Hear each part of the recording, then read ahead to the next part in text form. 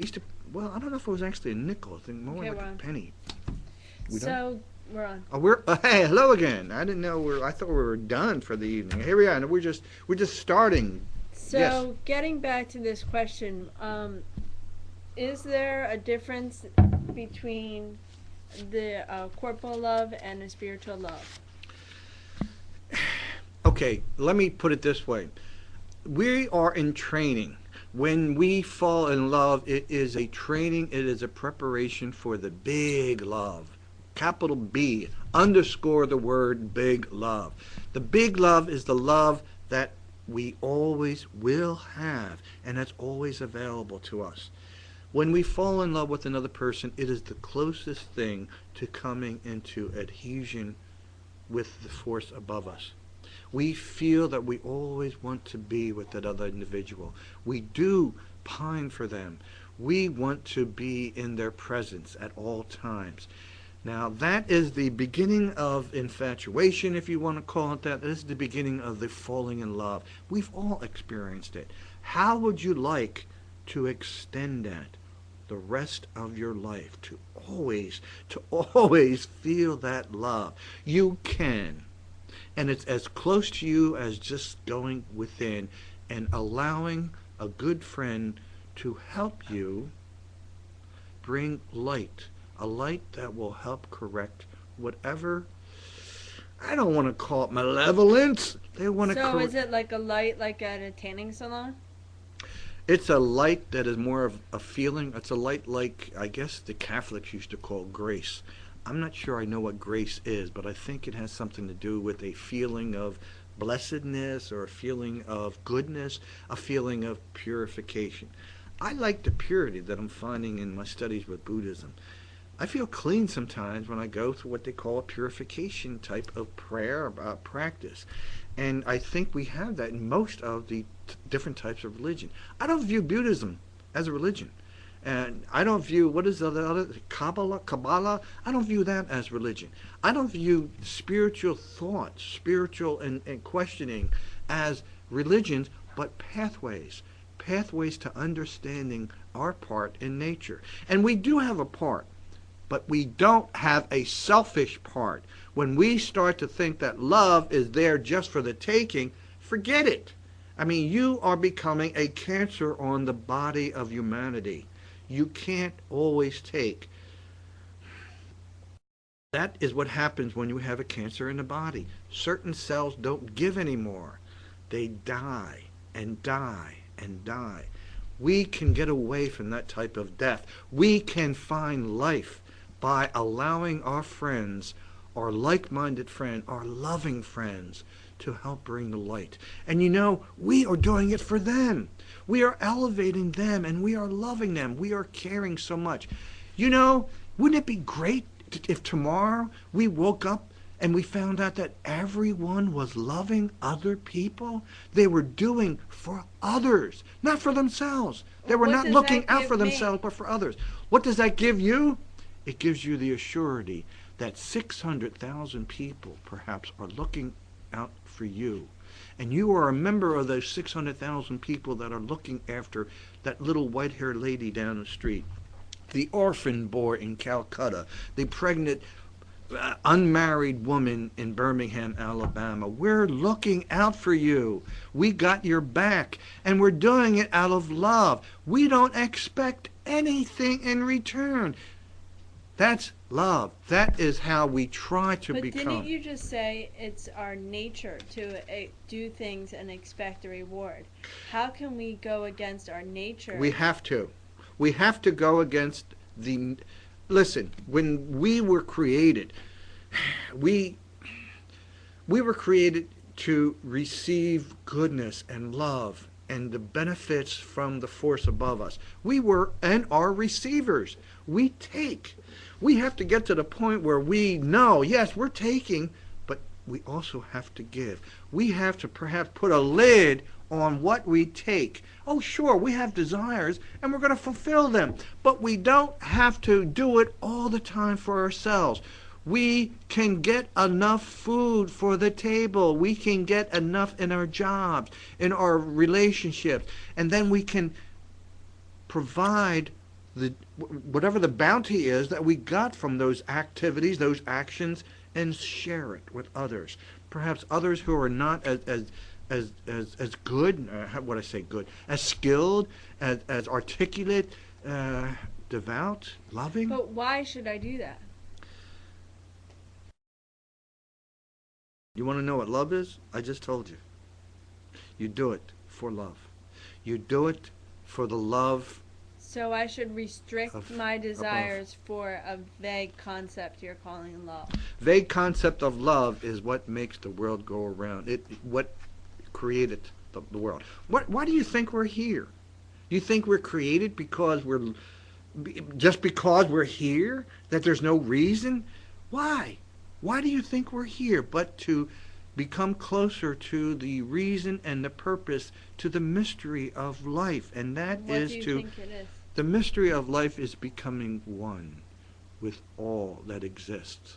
I have no idea what you mean by that. Quantum physics shows us that we are all, they use the word entangled. Every piece of matter, from the smallest particle to the largest planet to the universe itself, is entangled. I don't like that word. I like to say we're connected. Every piece, every particle is connected. We are one. And we have to start acting like one. We have to look out for perhaps the part of the body, the universe, the neighborhood that is injured, that needs our help. But and we just do it unselfishly. Aren't people from environmental groups to different spiritual groups to political groups, aren't a lot of people saying this, yet nothing changes? As one of our viewers says, we still kill each other. We're destroying our world. I don't know if How too many. is your approach any different? I don't know if too many environmentalists that are killing people. They're killing they say these people are trying to tell us, like, hey, you're killing the world, and we're not getting any reaction because we're still doing it. How is your approach any different? My approach is not my approach, by the way. This is the approach of the sages that have written in many of the books that all of us, in whatever faith, whatever spiritual background you look into, they tell us is the only way. And that is through love. It is through kindness. It's through compassion. Turning the other cheek, but also self-defense. We have to place others above our own desire, above our own needs. We can do so much. We don't have to keep it all ourselves. We don't have to just be concerned about the me. We have to be concerned about the we in order for us not to end up killing each other. And that's what happens. We become nations that are concerned only of the individual nation, and anything that's beyond our border are them. And they're not as good. They're the Mexicans that we don't want crossing our borders. They're the other types of people that we didn't want here just 100 years ago. Do you remember when the Irish had to deal with signs in the windows that said Irish need not apply, Irish don't come in? And what about the African Americans? Whites only. Coloreds go to the back of the bus. Anything that is different from us, we hate. We have to love. And we got to understand there ain't no difference. Aren't love and hate, as some people would claim, just two different sides of the same coin? Yeah, actually they're one step away from each other. I mean, love is an emotion. Love is a feeling. And it can change like that.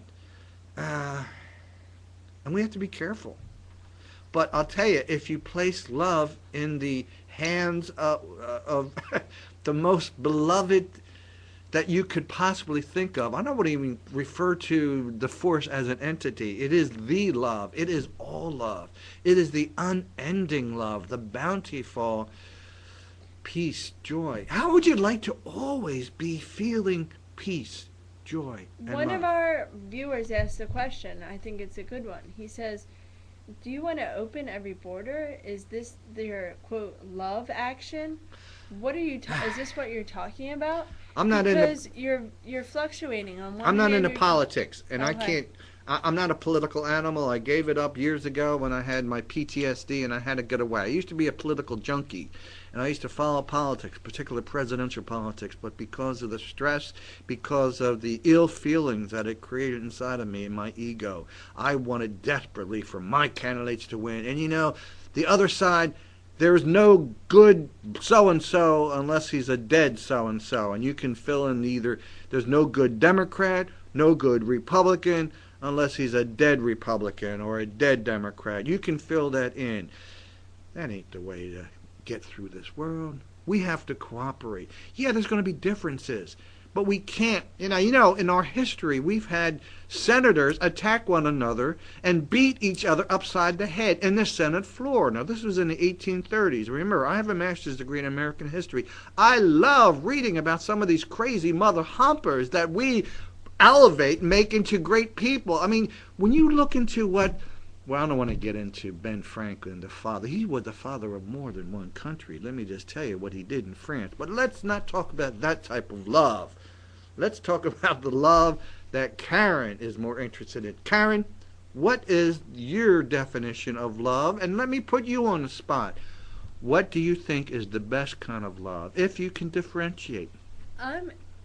I think that when I hear you talk, it's often about what we should do. You have to do this. It's this kind of like morality speak.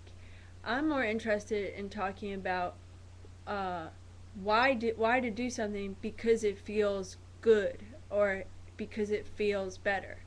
And I'm wondering what your opinion is. Does loving, is it better than what you think we're currently experiencing? And how exactly does that work? I may not be the best person to talk about love.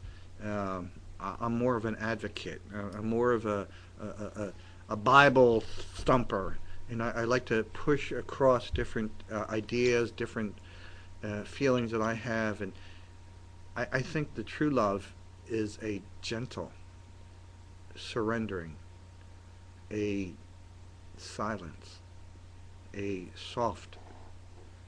It is